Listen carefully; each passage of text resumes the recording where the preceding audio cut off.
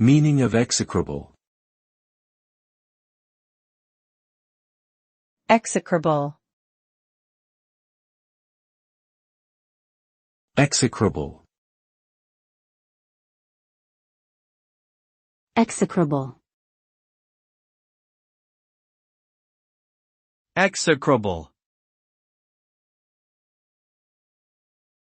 The word execrable is an adjective that means extremely bad or unpleasant, deserving to be hated and condemned.